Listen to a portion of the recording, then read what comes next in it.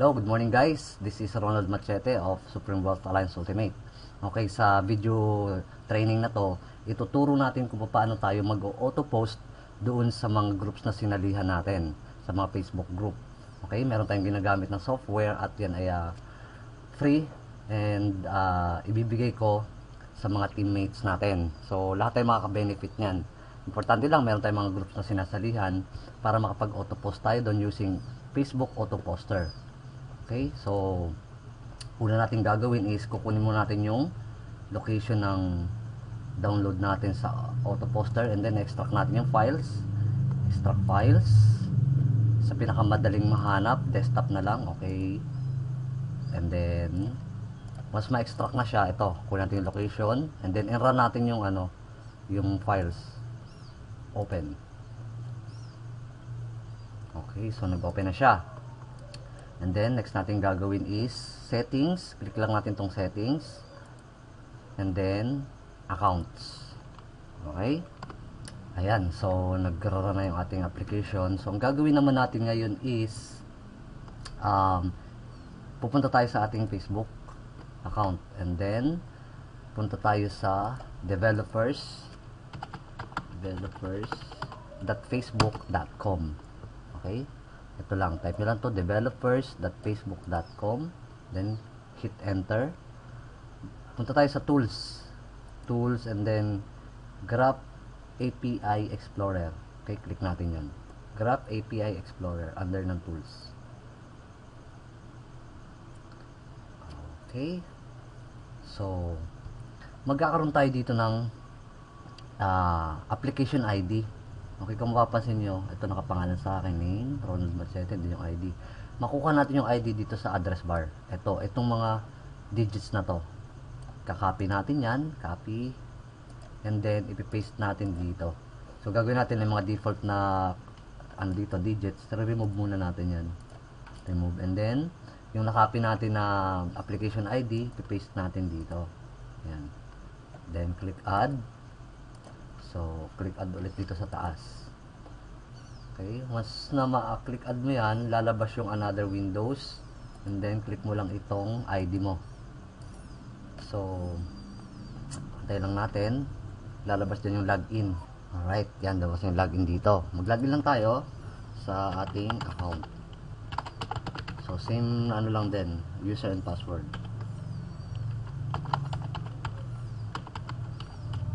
Login para maka-access tayo dun sa application.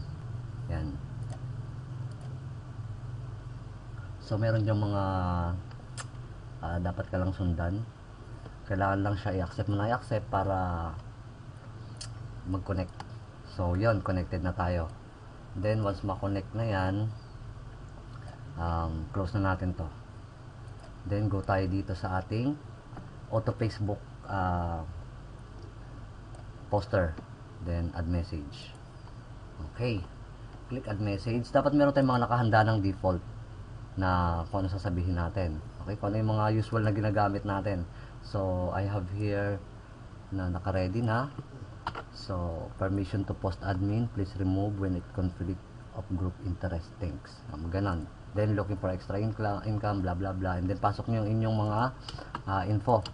Okay, contact number, Facebook account, then kung may vlog kayo, lagyan yung vlogs, okay, yung video natin sa YouTube, tapos yung sign up nyo sa, yung referral link nyo sa SWA. Okay, so dapat kompleto na sa information, and then paste. So once ma-paste yun dyan, pwede tayo mag-add ng message, ng image dito sa photo. Browse natin kung ano yung pinakamalupit nating teaser na photo. So I have here sample, open, yan. Then add to, click natin itong button na to, Q. So select natin itong name mo, lalabas din yung mga groups mo na sinalihan. Okay, so since example lang naman yan, hindi ko siya i-check all kasi meron akong mga groups dyan na hindi naman related sa SWA or sa business. So mamimili lang ako ng at least 10. Okay, pwede mo na i-check all kung gusto mo, pero sa akin nga, sabi ko sa inyo, may iiwasan tayong groups na hindi naman interesado doon sa ating business na ino-offer. So mamimili lang ako rito ng at least 10. Ayan. Pero kahit pa 500 yan, kahit pa 1,000 groups yan, once na clinic mo siya, automatic na yon magpo-post. So lalagyan lang natin ng interval sa settings, siguro 60 seconds or pwede rin 30 seconds, ganun. Yan. Okay, yan na lang muna, no? Para may pakita lang natin nag-auto post siya. So ang gagawin mo lang, click mo yung okay. Ayun, alagay na agad. Posted on group. Ito, may isa na siya. Okay.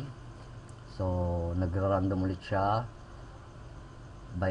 Kasi nakaset ako dito sa option. Ito sa interval niya. So, 60 seconds. So, after 60 seconds, magantay lang kayo. At, makikita nyo yan. Magpo-post na naman doon sa second groups, so on and so forth. So dito mag-notify naman siya dito.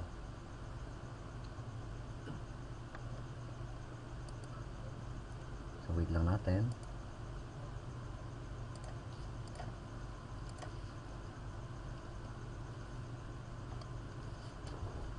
Okay, so yan, kung mapapansin nyo, posted on group.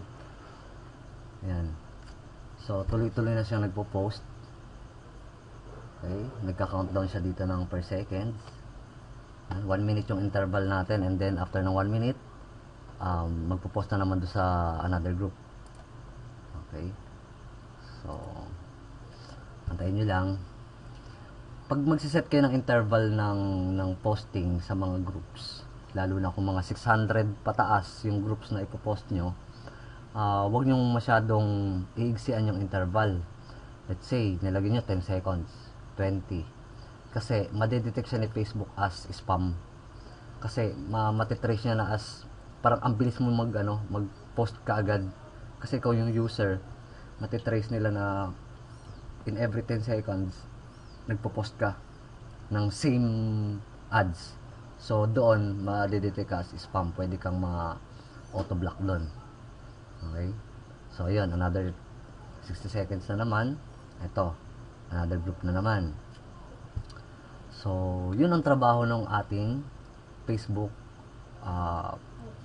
group auto poster. So, sana nasundan nyo yung ating tutorial.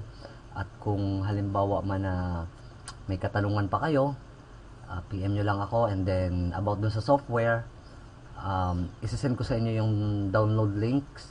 Ito ay naka-load sa aking Mediafire account, or kahit isend ko sa inbox na lang.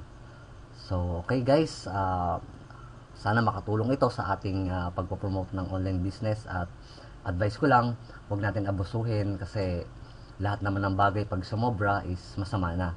So, this software ay binili ko para tulong naman din sa atin, para makatulong sa ating online business na ginagawa. And sana magkaroon tayo ng result through this software and use it wisely. Thank you and God bless.